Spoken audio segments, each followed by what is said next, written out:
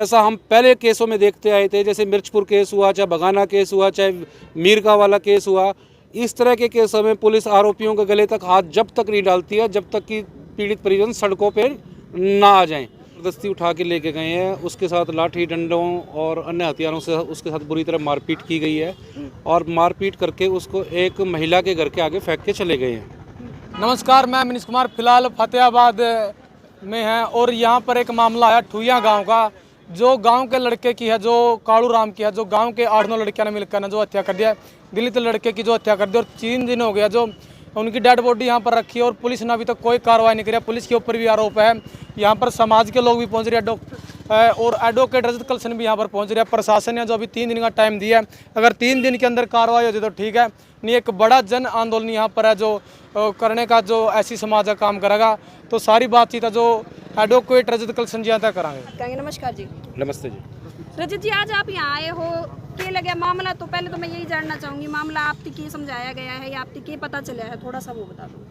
मुझे ये बताया गया है कि करीब 1 सप्ताह पहले जो कालू राम था उसका मानसिक डिपार्टमेंट के डॉक्टर से इलाज चल रहा था और जो लोगों के नाम एफआईआर में लिखाए गए हैं वो लोग उसको ज़बरदस्ती उठा के लेके गए हैं। उसके साथ लाठी डंडों और अन्य हथियारों से उसके साथ बुरी तरह मारपीट की गई है और मारपीट करके उसको एक महिला के घर के आगे फेंक के चले गए हैं। और इस मामले में जब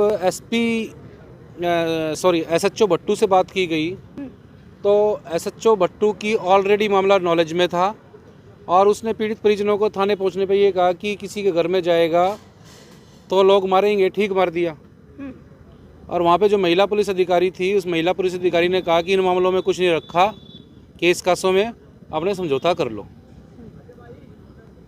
उसके बाद 4 दिन तक अग्रवा मेडिकल कॉलेज में एडमिट रहने के बाद उसकी डेथ हो जाती है। सबसे बड़ा पुलिस के पार्ट पे फॉल्ट ये है कि 4 दिन तक अस्पताल में एडमिट रहा। एडमिट रहने के दौरान पुलिस ने जो डिसीज़्ड है, मृतक है, उसका कोई स्टेटमेंट रिकॉर्ड नहीं किया, जो इस केस का एक अहम सबूत होता था। उसके बाद जो मरने वाला था अपने भाई को, गुलदीप को, सारी बातें बता के गया है, उसके आधार पे मुकदमा दर्ज हुआ है। मुकदमा दर्ज करने के बाद भी इस मामले में आज तक अभी 3 दिन से डेड बॉडी अग्रवा मेडिकल कॉलेज में रखी हुई है। पुलिस ने अभी तक कोई एक्शन नहीं लिया है। कोई मर्डर जैसा हीनियस क्राइम हुआ है, उसके बावजूद भी पुलिस कोई एक्शन नहीं कर रही है, जिसके चलते सारा का सारा परिवार, सारे के सारे गांव वाले बेहद आक्रोश में है, गुस्से में है और इन्होंने आके यहाँ लघु सचिवालय में डेरा डाला है। और लघु सचिवालय के गेट के बाहर हम लोग खड़े हैं। यहाँ पर इन्होंने अपना कालू राम के फ़ोटो के साथ फ्लैक्स लगा के उसके आगे अपना धरना प्रदर्शन शुरू किया है। सर, जब कालू राम को पीटा गया, परिवार ने मुकदमा दर्ज करवाया गया उन लोगों के खिलाफ? परिवार ने उन लोगों के खिलाफ मुकदमा दर्ज कराया और बयान भी किए हो गए। परिवार में गुलदीप के बयान पर मुकदमा नंबर 321 दर्ज हुआ है, जिसमें अपहरण की धाराएं हैं, आपराधिक साजिश की धाराएं हैं, हत्या की धाराएं हैं, अनलॉफुल असेंबली की धाराएं हैं और SC/ST एक्ट की धाराओं में मुकदमा दर्ज हुआ है। जो मुकदमा दर्ज हुए भी 3-4 दिन हो चुके हैं, लेकिन 3-4 दिन का टाइम सफिशेंट होता है इतने हीनियस क्राइम में आरोपियों को राउंड अप करने के लिए, लेकिन कोई राउंड अप नहीं किया गया। इसकी वजह हम लोगों को साफ यही नज़र आ रही है, जैसा हम पहले केसों में देखते आए थे, जैसे मिर्चपुर केस हुआ, चाहे बगाना केस हुआ, चाहे मीरका वाला केस हुआ, इस तरह के केसों में पुलिस आरोपियों के गले तक हाथ जब तक नहीं डालती है जब तक कि पीड़ित परिजन सड़कों पर ना आ जाएं। और यहाँ भी ऐसा हो रहा है, यहाँ भी पीड़ित परिजनों को सड़कों पर आना पड़ा है। उसके बाद यहाँ पर दरी पर डिप्टी साहब और SDM साहब मौके पर आए हैं और उन्होंने आके आश्वासन दिया है कि 3 दिन के भीतर हम गिरफ्तारी कर लेंगे। लेकिन इसके बावजूद कि DSP साहब हमारे बीच में आए, आश्वासन दे के गए, इसके बावजूद भी पीड़ित परिजन इस सब से संतुष्ट नहीं है, आश्वासन से संतुष्ट नहीं है। और उन्होंने पीड़ित परिजनों ने ये कहा है कि भाई जब तक हमको प्रैक्टिकली फिजिकली नज़र नहीं आएगा कि भाई आरोपी अरेस्ट हो गए हैं, टिल देन हम लोग यहाँ से हटेंगे नहीं, हम लोग अपना धरना प्रदर्शन जारी करते रहेंगे। कितने लोगों के खिलाफ मुकदमा दर्ज करवाया? ये 8 लोगों के खिलाफ बाई नेम मुकदमा दर्ज है। और जब किसी FIR में बाई नेम मुकदमा दर्ज होता है तो उनके खिलाफ स्पेसिफिक एलिगेशंस लगाए गए हैं एफआईआर में, स्पेसिफिक जगह का नाम है, कोई ब्लाइंड मर्डर नहीं है ये एक कोल्ड ब्लडेड मर्डर है, पब्लिक प्लेस पे मर्डर किया गया है और सारे सबूत पुलिस के पास है, पुलिस को बताए गए हैं। इसके बावजूद भी पुलिस अरेस्ट नहीं कर रही है, ये बात है ना। फिर हमारे दिमाग में यही बात आती है, कहीं कास्टिज्म की वजह से हमारे जो हमारा साथी मरा उसके साथ अन्याय तो नहीं किया जा रहा। आपने अभी एक जिक्र करे, अभी हर बार जो है धरने प्रदर्शन करके न्याय दिलाना पड़ा है परिवार की, जो पीड़ित परिवार हुआ है, ऐसा क्यों मतलब लगा है आपने कि हर बार धरना प्रदर्शन ही रास्ता है परिवार की न्याय दिलवाने का? देखिए,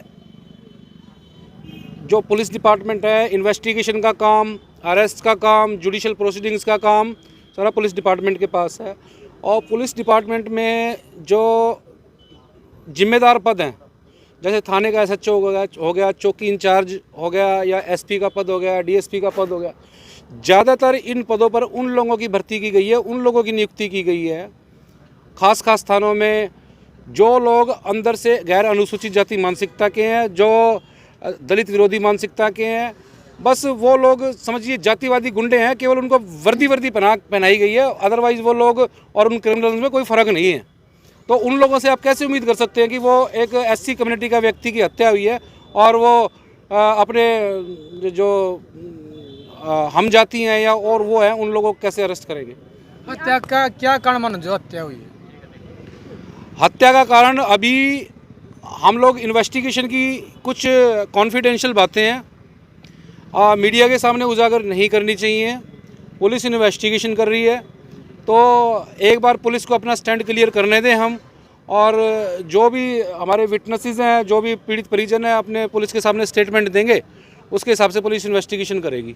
जो आरोपी है जी, उनका बैकग्राउंड किस तरह का है? आरोपियों का बैकग्राउंड भी आपराधिक प्रवृत्ति का है। बैकग्राउंड उनका कैसा है भाई बताओ? आपराधिक प्रवृत्ति का उनका बैकग्राउंड है। और इससे 6 महीने पहले भी इन्हीं लोगों ने डिसीज्ड के ऊपर हमला किया था और उसको चोटें मारी थी, उस पर भी कोई एक्शन नहीं किया गया, जिसका परिणाम ये हुआ कि अब सेकंड अटैक हुआ है और सेकंड अटैक में उसकी जान चलेगी। तो प्रशासन कोई अधिकारी आया जी अभी यहाँ बात करने? प्रशासन के यहाँ पे अधिकारी आए हैं, एसडीएम साहब आए हैं, डीएसपी साहब आए हैं। उनको हमने एसएचओ के खिलाफ और महिला पुलिस अधिकारी के खिलाफ रिटर्न कंप्लेंट दी है, आरोपियों को गिरफ्तार करने की बात कही है और भी कई मांगे रखी हैं। तो उन्होंने अरेस्ट के बारे में मुख्यतः ये कहा है कि भाई हम 3 दिन के अंदर अरेस्ट कर लेंगे। मांगे कौन सी रखी गई हैं, थोड़ा सा एक बार? मांगे हम लोगों ने ये रखी हैं कि नंबर 1 तो एसएचओ और महिला पुलिस अधिकारी के खिलाफ डिपार्टमेंटल एक्शन लिया जाए और उन्हें पब्लिक ड्यूटी की पोस्ट से हटाया जाए। जो उन्होंने व्यवहार किया है वो बिल्कुल भी जस्टिफाइंग नहीं है। सेकेंडली, हम लोगों ने जितने भी आरोपी हैं सबकी अरेस्ट करने की बात बोली है। तीसरा, जो SC/ST एक्ट के तहत इनको कंपनसेशन मिलता है, प्रोटेक्शन मिलती है, सुरक्षा मिलती है, आर्म लाइसेंस मिलते हैं, वो सारी की सारी हमने प्रशासन के सामने रखी है कि वो इनको दिलवाए जाएं। और एक अन्य मांग हमारी ये है कि इनको हरियाणा कौशल रोजगार निगम में नौकरियां दिलाई जाएं, इनके दो मेंबर्स को परिवार के, और सीएम को रिकमेंडेशन भेजी जाए कि वो सीएम रिलीफ फंड से इसमें 50 लाख रुपए की आर्थिक सहायता इन लोगों को दे। लेकिन ये हमारी सारी सेकेंडरी मांगे हैं, हमारी प्राइमरी मांग जो है हमारी अरेस्ट की है जी। मतलब लंबा चल सकता है ये धरना? ये धरना लंबा चल सकता है। 3 दिन का हमने पुलिस को अल्टीमेटम दिया है। चौथे दिन यहाँ पे हम बड़ी कॉल देंगे, ज़्यादा लोग इकट्ठा करेंगे, प्रशासन को बताने का काम करेंगे कि तुम्हारी जो नालायकी है, तुम्हारा जो इनएक्शन है, दलित विरोधी मानसिकता है, पूरे हरियाणा में फतेहाबाद पुलिस की पोल खोलने का काम करेंगे।